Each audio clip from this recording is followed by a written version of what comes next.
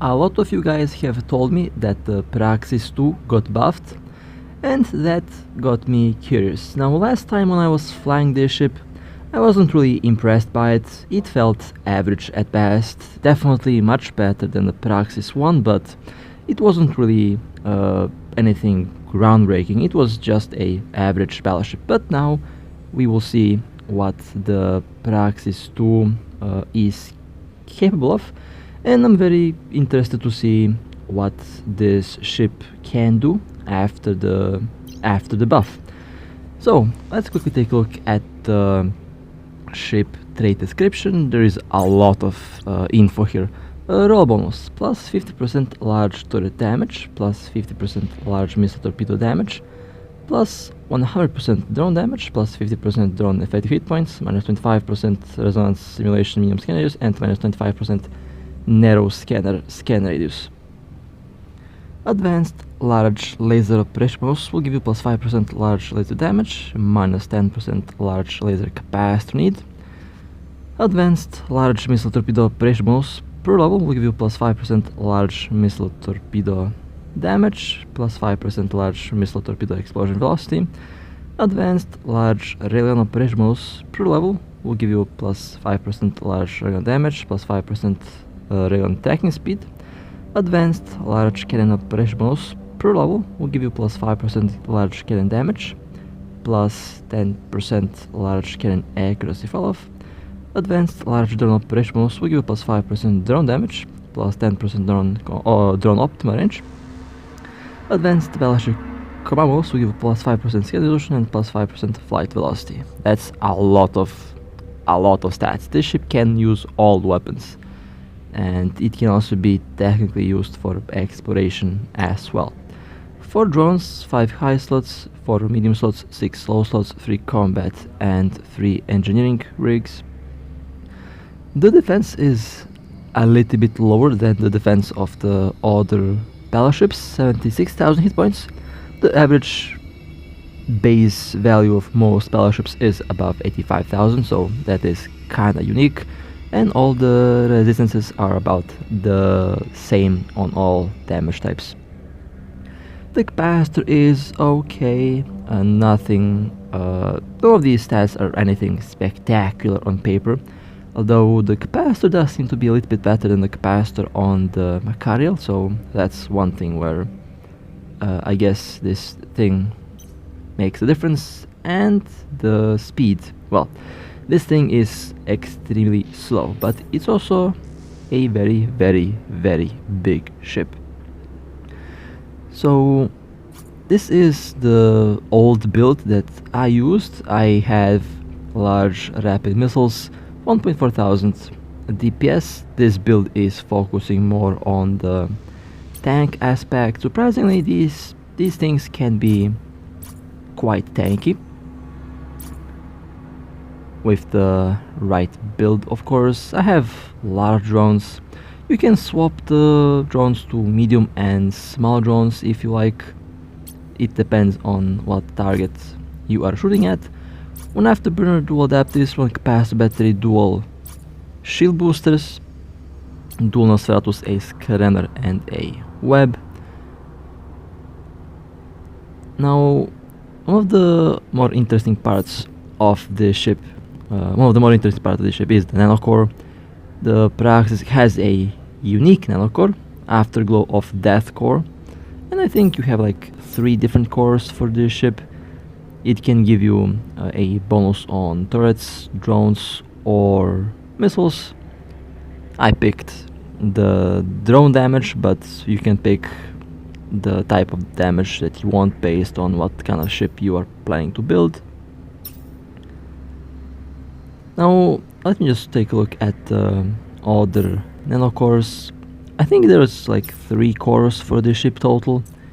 So you have the Sleeper core and Afterglow of Death, the first one, although yeah, not many nanocores available for this ship, but this nanocore looks amazing, one of the most beautiful nanocores in the game. Visually a amazing nanocore. Now these are the old rigs that I have on this ship, focused on maximum possible tank. Now, going with integration rigs on this ship felt natural, mostly because the ship has literally the same resistance on the shield, armor, and hull. Technically doesn't have any holes, but if you do a different layout, you might have some holes in the tank. Currently 56, 46, and 33% on all the damage types, which is interesting for this ship. Even the capacitor is stable. Okay, let's undock and let me quickly show you the stats, the active stats of this build. I will show you some cheaper builds later on as well for both shield and armor, because the ship can do a shield or armor tank and they work in a very similar way, but on this ship I personally prefer shield tank. It just feels to be a little bit better, but again, if you have better armor skills, you can easily go with a armor tank on the Praxis. 291,000 hit points, 81% resistance on all damage types, so no holes in the tank, which is nice. 470 meters per second is the afterburner velocity. Again, nothing spectacular. It's faster than a Balgorn, so yeah, it has that advantage, but that's about it based on the speed. The afterburner speed is good, but I believe the micro warp drive speed is going to be... Docking request accepted. Well, it's going to be better than the Balgorn, that's for sure, but it's nothing too fast. You can do a build like this with triple adaptives. Should give you higher resistance. The tank is still looking pretty good, although it is no longer capacitor stable. Undocking. And for an active tank, I value capacitor stability a lot, so that's why I did go with the capacitor battery last time.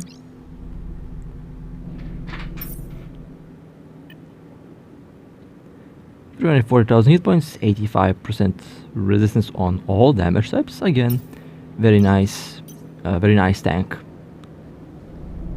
Although these rigs are quite expensive, so I would say it's not really worth to go with these rigs for this ship, but it's still fun to see what you can do with it. Later on, again, I'll show you the cheaper option that we can do with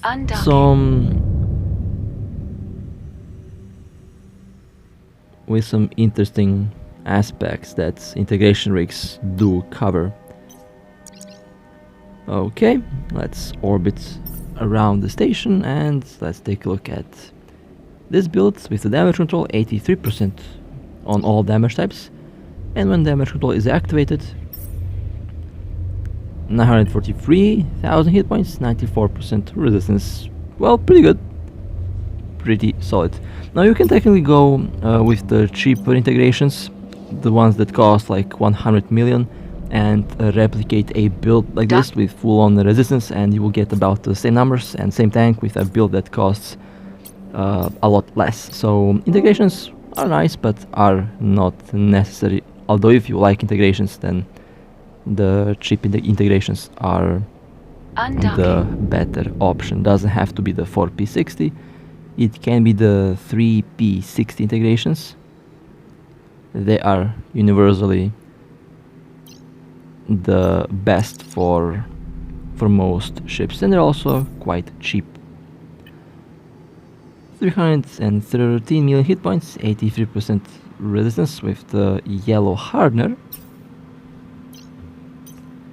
Good against railguns and good against lasers.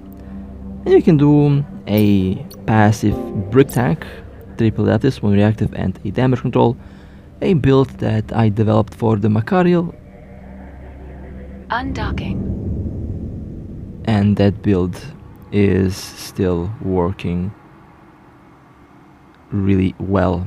on that ship. It can be applied to most tank built battleships, also cruisers, although 88% on all damage types is still really good.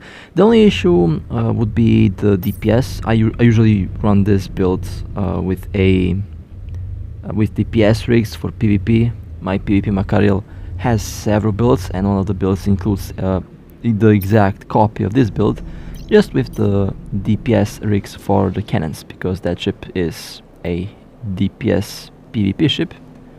And the cheaper option is something like this: anti-thermal, anti-EM, and core defense field extender. Now, if you have a build like this, you will have holes in the tank. You now have a hole on kinetic and explosive. Now, if we had the single resistance passive module like we have in EVE Online, I would be able to cover the holes by using some of the medium slots or some of the low slots on the ship. But since we don't have these modules, you will have that one hole in the tank, which is something that I don't really like to see on the ship, but you should get about the same numbers with a lot less ISK spent. So in terms of cost to price ratio, I think it should be pretty good.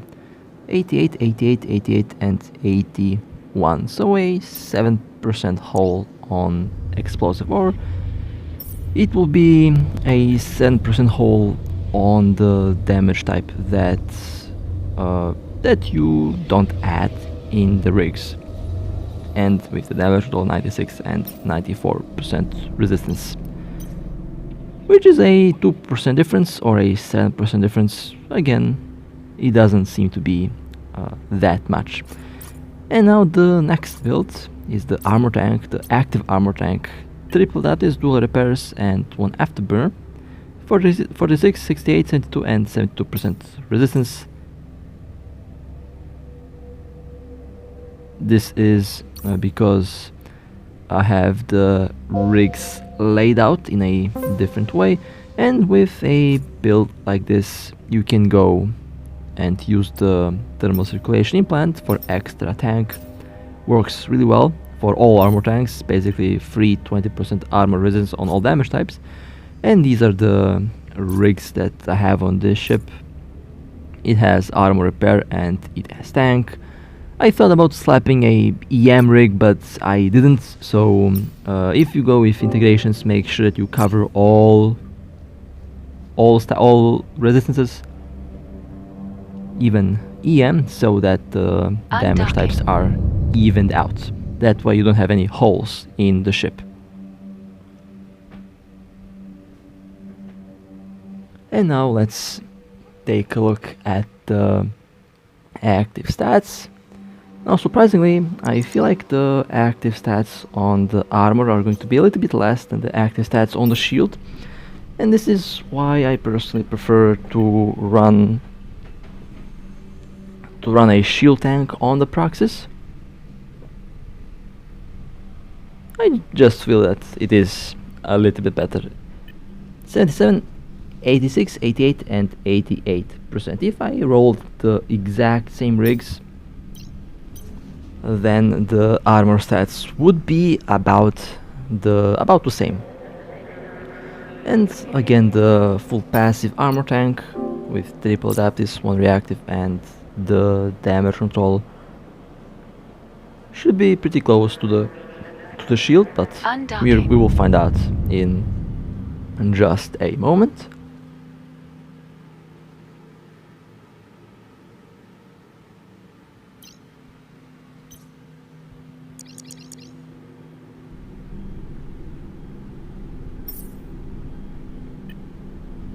$294,000 hit points, 82, 88, 90 and 90%. Would be all on 90% if I had the exact same rigs installed, but still pretty solid. 94, 96, 96 and 96, about the same as the shield, with a little bit less overall hit points, and I'm still happy with that result. The cheaper option for the armor was something like this: anti-thermal, anti-EM and anti-explosive, but again you can basically pick any combination that you like. There's a hole on kinetic, but with the same build with different rig damage types, you will have a hole on one damage type, so make sure that you keep that in mind. Again, if we had that one single damage type hardener that we have in Evil Line, this would not be a problem, but since we don't have that module, you will have a hole on the tank. And once everything is activated, 89, 89, 82 and 89% resistance. Still pretty solid tank. The yellow hardener can technically cover the hole.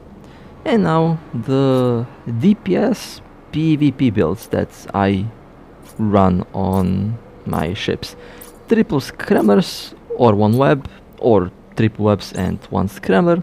As for the drones, depending on the target, you can swap large, medium and small drones. For battleships, large drones; for cruisers and battlecruisers, medium drones, but for some battlecruisers you can use large drones. For frigates, interceptors, faction frigates, light drones. One afterburner, but you can use a micro warp drive as well. One damage control, and in this case, since this is a missile DPS build, I have quad ballistic control systems. And I have the normal loading accelerator rigs. This is a build that I have on the Macariel, a build that I have on the Megatron Striker, a universal build that I use on most of my PvP ships. As for the general units, this is the layout that I use again on all weapon systems, and the same idea works for this ship as well. You can use tactical missiles or warhead charge. The tactical missiles give you extra points and they give you extra paper DPS, but they have a cooldown and their effect is not permanent, while the warhead charge has a more stable DPS output but lower paper DPS. And the general unit layout is going to be about the same. Level 15 is more than enough for both implants, although the warhead charge does get fun at level 30 because you can play around with multiple damage types, but level 15 for both implants is more than enough. And that's why I have only 2 general units installed to simulate the implants having maximum 2 slots available. And now let's take a look at the DPS output of this boat. So I don't remember the DPS being that good before when I checked it out last time. Again, it was average at best, so I'm very interested to see how much it changed. So 2.4 thousand cold DPS, 1026.49 meter per second is the velocity. Again, nothing spectacular, falls in the just about average category. With one ballistic control active, 2.8 thousand DPS with rapid missiles. With the second ballistic control active, it's 3.2 thousand DPS. With the third ballistic control active, 3.5 thousand DPS, and with the last one, it's 3.7 thousand DPS. And when the implant is active, the DPS is 5.7 thousand, which it's not bad. For rapid missiles, that's actually pretty solid. Of course, even 3.7 thousand DPS from the ballistic controls alone is still more than enough. And yeah, I'm pretty happy with the current DPS, of this ship. 2.9 thousand when the implant is only active, which is okay. Let me dock, and we have one more missile type to Docking request check out, accepted. and that is the torpedoes. Now, the large cruise missiles are good, but they're good for long-range combat, while most PvP builds are close-range, so the cruise missiles are not going to be a good idea for a, let's say, for a solo PvP ship. Okay, the implant is actually, my apologies, I forgot Undocking. to swap into the warhead charge, so I have to show the active stats with the warhead charge active, and then I'll jump on the torpedo launchers. So the warhead charge has several different modes: the precision mode and the long range snipe mode. The long range mode increases the missile range 61.32 kilometers, but it reduces the DPS. The precision mode improves the damage application, but it also lowers your DPS. 48.2 meter is the explosion radius. It basically halved the explosion radius, which means in raw terms it improves the application by a lot. And now, with the first ballistic control and explosive missiles, 3.3 thousand DPS. With the second ballistic control, 3.9 thousand DPS. With the third one, 4.2 thousand DPS. And with the last one, you get 4.4 thousand DPS with the warhead charge. And this DPS is a lot more stable and consistent than the DPS that you get from the tactical missiles. And this is why the warhead charge is one of my favorite implants. It is really fun to use. And now on to the torpedoes. Now torpedoes are good against big ships, battlecruisers, but small ships can easily tank them because you will have basically no application on the smaller targets. And again, you can use the tactical missile implant and the warhead charge, and technically you can also use the bombard tactics combined with missiles. The bombard tactics do give you 300% extra alpha damage on the drones, and you get some crazy performance out of the bombs. And later in this video I will also show you the drone bomb and DPS. But currently 2.8 thousand DPS with this, with the hybrid idea. Let me swap the tactical missile implant first, and then I will go and undock. Now again, the same principle applies to torpedoes. You have crazy paper DPS with tactical missiles, but the effect Undocking. doesn't last that long,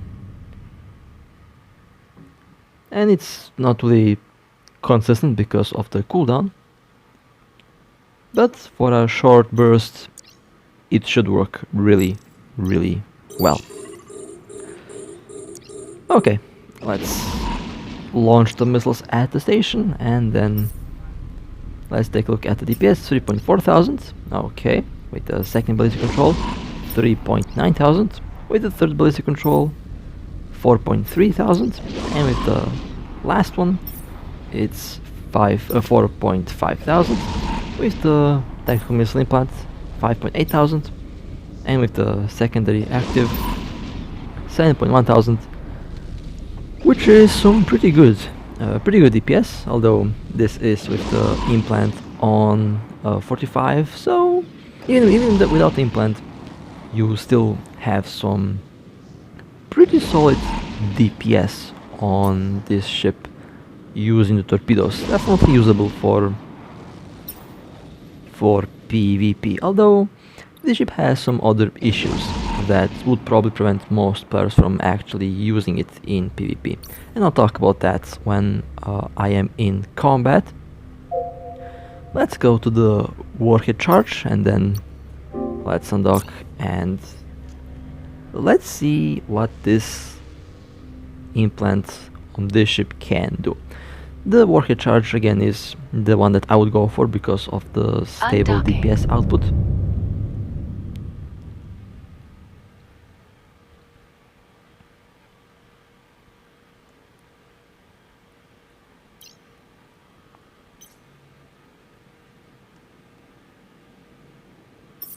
With the long range mode, the DPS is lower, 35.54 kilometer is the missile range. With the precision mode, the DPS is also lower, but the damage application is much higher, 155, it was 300, so a 45% increase, about 45%. With the explosive missiles, 3.4 thousand DPS, which is pretty solid. 4.1 thousand with the first damage with the first ballistic control, 4.8 thousand with the second one, 5.3 thousand with the third one, and 5.5 thousand for the last one. 5.5 thousand DPS. Not bad. Not bad at all. I'm actually pretty happy with this current result. So, those were the missiles. Let me dock and let me go swap the rigs and let's swap the weapons. So, now this is a drone build.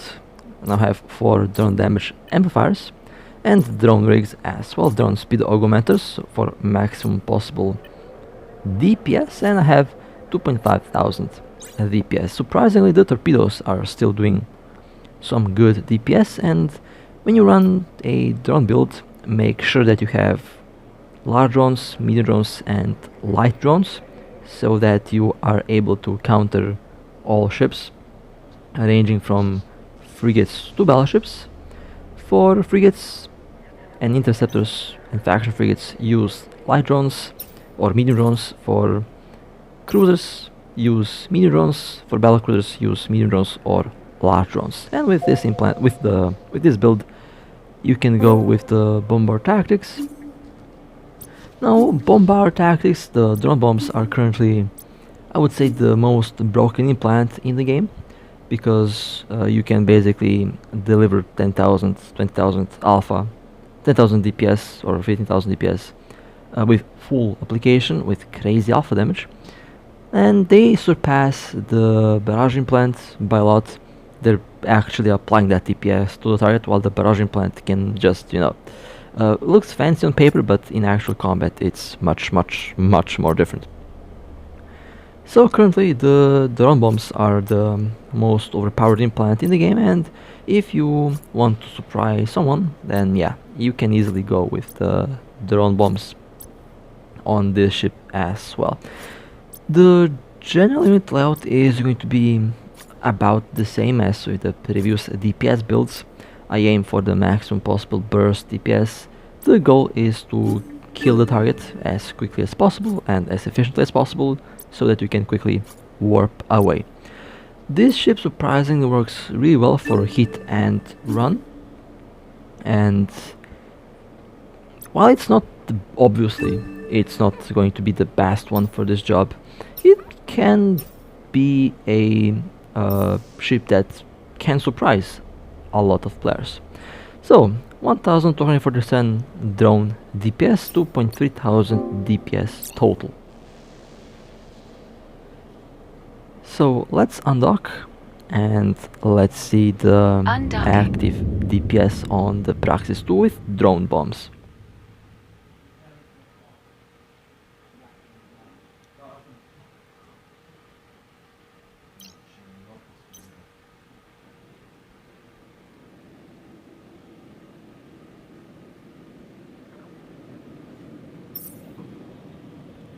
$2,300 DPS, 1,247.28 DPS. Well, unfortunately the bomb DPS doesn't show, but it's tripled.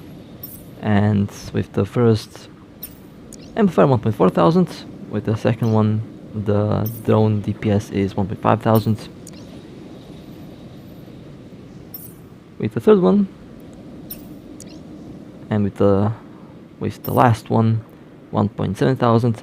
So 1759.25 drone DPS, and that is tripled when the bombs are active. And you have to count the 1090.52 DPS from the missiles. And let me just do some quick calculation just to show the DPS. 1759 times 300, 5227 DPS from the drones, and total of 6367 DPS if we combine the missiles as well. So yeah, pretty high DPS, and I know a lot of players who run the level 45 drone bomb implant. Now the next build is with cannons, and this will obviously use the barrage implant. This is the exact same build that I have on the Macarial. The ship is just missing 3 more high slots to have the same turret slots as the Macarial. Now, like I mentioned before, the barrage implant can give you some very crazy numbers, but you have to keep in mind that the barrage implant is just fancy on paper. All that DPS doesn't really do much, because you unload the barrage implant in like 3 seconds, and you know, in real use that doesn't really do much on the target. Now if you have multiple ships with the barrage implant, yeah, that is scary, but a single ship, it's not going to do much if you are fighting with someone that has a good build. But you know, since not many players have a good build nowadays, it's very easy to kill them with the barrage implant, and that's why the barrage implant is so scary nowadays. But the drone bombs are a lot scarier and definitely a lot more broken, to be 100% real. Okay, let me quickly readjust the modules, and then I can show you the active DPS. I can tell you right away the barrage implant will give you the best DPS on this ship. 9117.46 DPS. Yeah, that is a lot of DPS. 11,065 DPS. 13,000 DPS. With the third one, it's 14,000 DPS, and with the last one, 15,242.06 DPS. Yeah, that's crazy, but that DPS is not going to do much in combat if you're fighting against someone that has a good tank. So yeah, keep in mind, if you have to bail if you can't break someone's tank in the duration of the barrage implant. Let's dock and let's change the build yet again.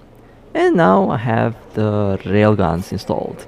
Now the blasters have short range, but they have one of the highest DPS outputs in the game, and they have really nice tracking. And again, I have replicated the same build with railguns. This is one of the builds that I use on the Megatron Striker, although sometimes I change one magnetic field stabilizer into a adaptive or reactive shield or armor hardener, depending on the target.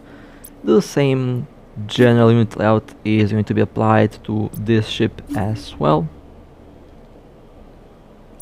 Magnetic field stabilizer units. Now the thermal circulation is mostly a tank implant. I use it for tank on the Revelation.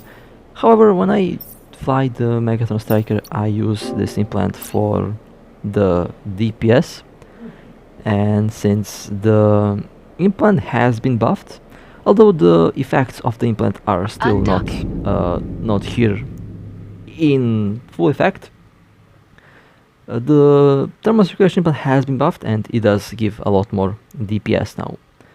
So I'll have to test that out as well. And I think I will not do the laser build in this video, because the laser implants have been significantly changed. So I want to show you the new implants. Well, not the new implants, but I want to show you the nerfed implants in action. So in order to do that, I'll have to wait for one more day, because I think the pulse crystal and the focus crystal have been changed a lot in the last April patch, and their DPS has been significantly reduced. So I have to wait for them to be nerfed over here as well, so that I can show you the full effect of those as well.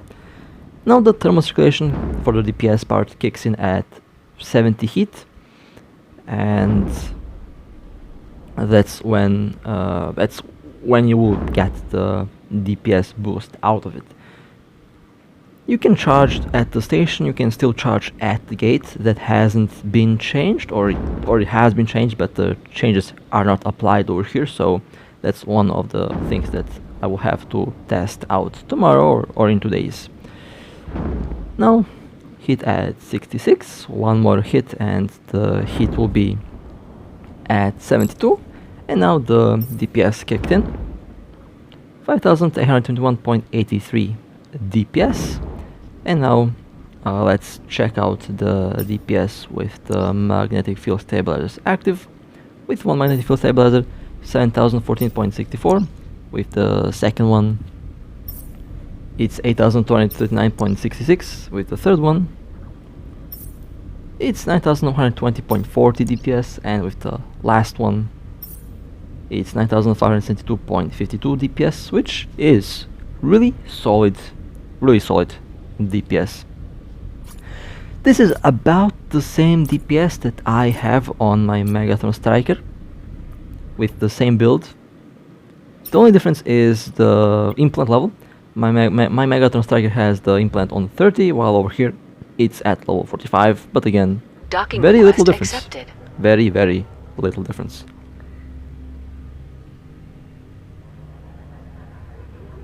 And now let's check out the high power coil, which is the Raylan implant that has the most stable DPS. It's pretty good, does give you a very good boost, although the paper DPS is lower. However, you trade the lower DPS for a much longer duration time and much more stable DPS output. The general unit layout is going to be the same. Just let me remove the unnecessary units and let me add the magnetic field stabilizer units so that the build is the same. A lot of players like the high power coil implants. I like it as well, but I don't have it. I only have the thermal circulation that I actively use.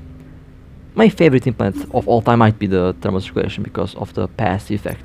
I wish that all of the implants were only passive effect. I would be totally fine with that, but unfortunately, yeah, we have the active mode that is breaking the game for a couple months now. But in any case, the implants are getting nerfed, as you can see.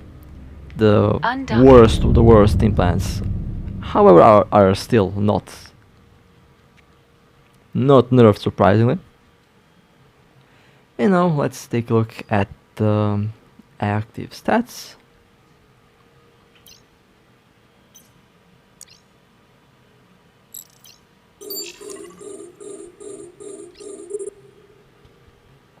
You charge the high power coil by shooting at the station or at the target, and the charge will last until you click on the implant. When you click on the implant, that's when the DPS will kick in.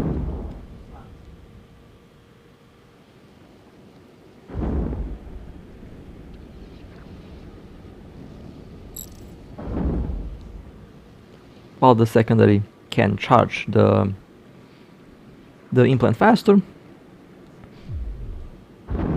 Okay, let's take a look at the DPS, 5,800 with one magnetic field stabilizer, with the second one 6,800, with the third one it's 7,500 DPS, and with the last one it's 7,900 DPS, a little bit lower than the thermal circulation, but it is again a lot more stable and a lot more sustained.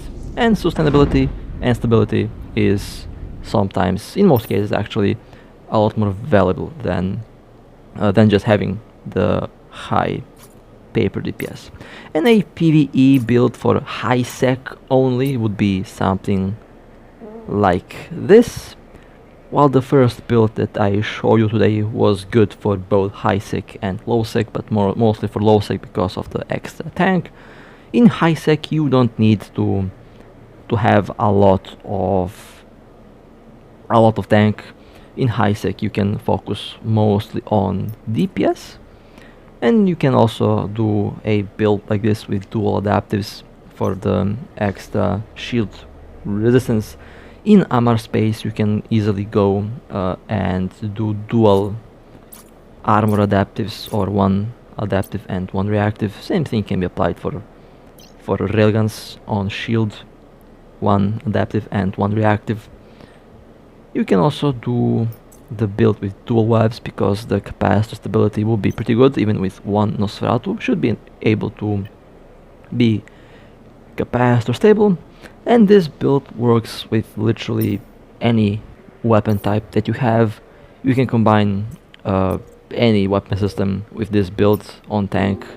It's going to work just fine. In my case, I'll be running this mission in low sec, which you should not do with this build because some of these missions require you to have a good tank, especially the golden missions. They can be kind of tricky if you don't have a lot of repairs or boosters. The final boss, the elite Battleship, can do a lot of DPS. They can be quite scary, so if you are running the low sec mission, prefer tank over DPS because you would want to be able to withstand a lot of damage. And overall, tank does work really well in low sec. Most pirates have no tank, only DPS, and if you can survive the pirates DPS, you can kill them, or at least you can force them to warp out. And I'm talking from my personal experience. After all, I have been hunting for 3 years now, and I have destroyed probably most ships in the game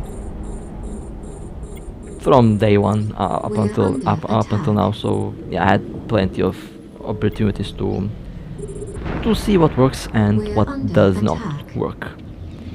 Now I have adjusted the orbit to be 9 kilometers from the drones, and optimal range is about 14, so that's about the range that I'll take. About 12 kilometers should be enough for the railguns. And so far I can tell you that I'm actually pretty happy with this ship so far. It's definitely not the best, and definitely nothing, nothing spectacular, but it can be a pretty fun ship. It's interesting. Definitely a very interesting ship, both visually interesting because this is one of the most unique looking ships in the game, and both in stats. Now I believe that at one point we will probably get the single resistance damage type modules, and when that happens I believe the Praxis might be even more usable, because then you could cover the hole, and you could cover the tank hole that you have in the shield or armor, and then the cheaper options for the builds might actually become a lot more interesting. But so far I'm pretty satisfied with it. Again, nothing spectacular, nothing groundbreaking. It's just a very unique ship to fly. After all, you have to remember that this is a gift ship that you get for, I think it was like 900 days Omega or something like that. I still don't have it, by the way. It has to be dual Omega, I think. I honestly have no idea what Omega you need to get this thing. In any case, Omega is required to get it. It's a gift. It's a gift ship. Definitely much better than the Praxis one. The Praxis one was meh, at least, at best actually. I wasn't really impressed by that ship. It's a battleship. I mean, it's usable, but it's nothing spectacular. Same can be said about this ship, although the extra added skills do make this ship a bit more interesting than the Praxis one. And with the right builds, you can get some good DPS out of it if you want to use it for PvP. Now, the main issue why this ship is not really that popular for PvP as a cheap option is because of the IP cost. For whatever reason, a lot of my friends tell me that this thing's IP price is through the roof, basically priced as a faction battleship. I mean, kinda understandable because this is a faction battleship. This is technically a faction battleship, so the high IP cost is kinda to be expected. But if we compare it with the other faction battleships, it's nothing spectacular, really. The other faction battleships do most things better, if you ask me. The Macariel is definitely the higher DPS there. It has more turrets, it's faster, and it has the bonus on the damage control, so it will probably do better in PvE and in PvP. The Vindicator, I mean, it's not even worth comparing them because the Vindicator is just, you know, a Vindicator. It's going to have very strong webs, can have a good tank, and it has terrifying DPS. The Rattlesnake, well, I think one way how this ship is better than the Rattlesnake is the fact that this ship can use medium drones, small drones. It has a bonus on all drones, while the Rattlesnake only has a bonus on large drones. So yeah, in that aspect, I guess the Praxis 2 might actually be better than the Rattlesnake. It can defend itself against small targets, while the Rattlesnake in most cases can't. But in missile performance, the Rattlesnake definitely performs better. Well, it's not a logistic ship, so not really comparable with the Nestor. The Barghest, I guess it's cheaper than the Barghest. Definitely much cheaper than the Barghest, that's for sure. And if you have a Barghest and if you have a Praxis too, well, depending on where you are, in some cases you want to fly the Barghest, in some cases you want to fly the Praxis if there is a risk of being killed. I'd rather lose a Praxis than lose a Barghest. And the Nightmare, well, it's not comparable with the Nightmare because Nightmare is a Guardian, so yeah, this is not a Guardian. And I think I missed one ship, or actually no, I mentioned all of them.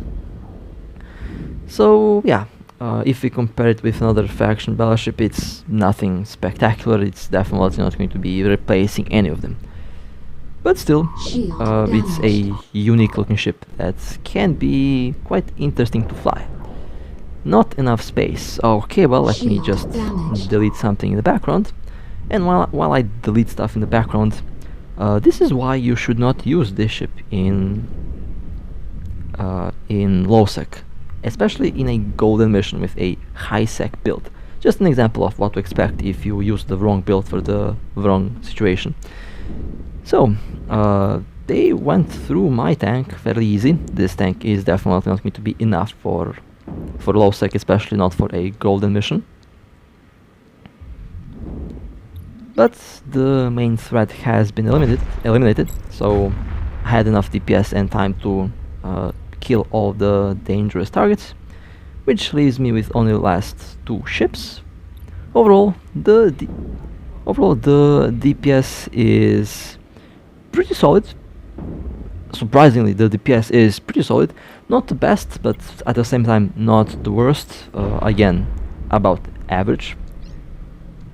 And I took some armor damage because low shield, so some of the hits are going to go through the shield and go to the armor. But I should be able to recover the shield since this is the last ship that remains.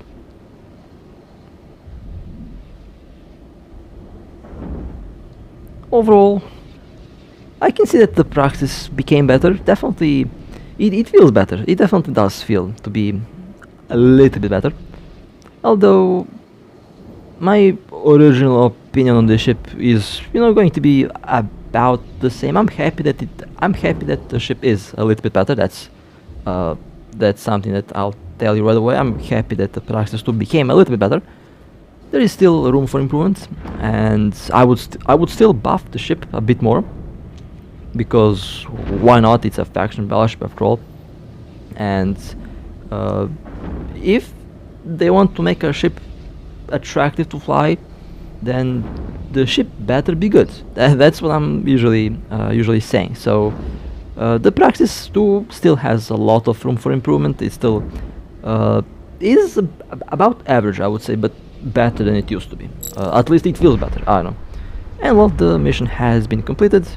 25 million ISK. Yeah, that was a little bit dangerous because of my bad tank, but in any case, was fun to fly this thing. I really enjoyed flying it. Definitely a very unique experience. The Praxis 2 is definitely a good-looking ship, but its performance is just about average. Better than it used to be. Warp drive Don't get me wrong. I still like and love all of the ships, and hopefully the Praxis gets buffed again in the future, or as some of my friends said, they will release a Praxis 3 that's going to be much better. And honestly, I can see that happening. The Praxis 3 might be, you know, a real thing at one point, and that's going to be hilarious when it happens, if it happens. But with that being said, hope that you guys have enjoyed this little run with this unique ship. And well, with that being said, if you would like to support me, feel free to like and subscribe. And with that being said, stay safe, fly safe, and as always, I'll see you next time.